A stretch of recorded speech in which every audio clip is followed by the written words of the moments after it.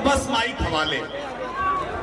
जब विदेश के सारे लोग डांस करने लगे तो भोजपुरी की कीमत बढ़ गई।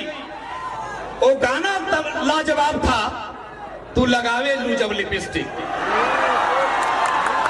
लेकिन वो गीत गवाऊंगा नहीं, गीत गाऊंगा मां के दरबार में शोहरत मिली है बुलंदियों पे। मां ने पवन सिंह के सर पे जो ताज रखा है, भोजपुरी का एक ऐसा चेहरा, लबों पे कभी उसकी बद्दुआ नहीं होती। बस एक मां है जो मुझसे कभी खफा नहीं होती और इस तरह से अपने आंसुओं से गुनाहों को धो देती है।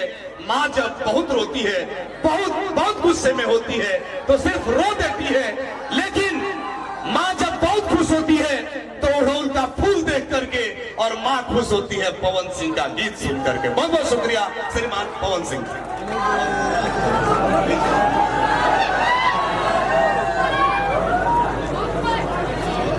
यस भाई,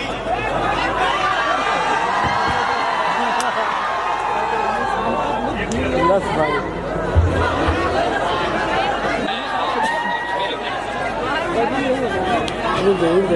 ओ हीरे डोलिया के नल का हरवा, ओकर चमक से भइल उजियारवा,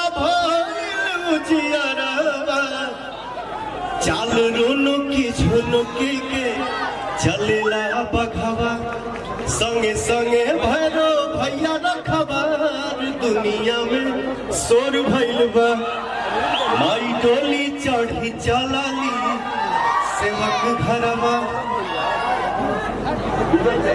भैया भाई हमारे को बोलना सा कि एगो डायलॉग हो जाए।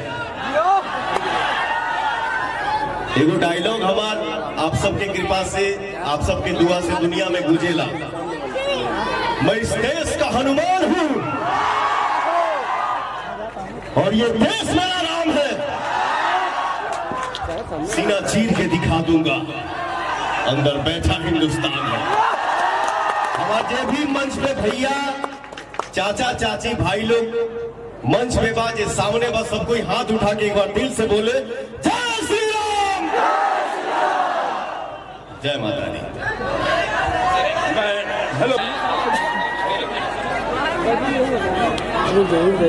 ओ हीरे डोलिया के नल का हरवा, ओकर चमक से भइल उजियारवा, चाल रुनुकी झुनुकी के चलेला बघवा, संगे संगे भैरो भैया रखबार। दुनिया में शोर भइल बा, माई डोली चढ़ी चलाली सेवक घरवा। भैया भाई हमारे को बोलना सा कि एगो डायलॉग हो जाए। एगो डायलॉग हमार आप सबके कृपा से, आप सबके दुआ से दुनिया में गूंजेला। मैं इस देश का हनुमान हूं और ये देश मेरा नाम है।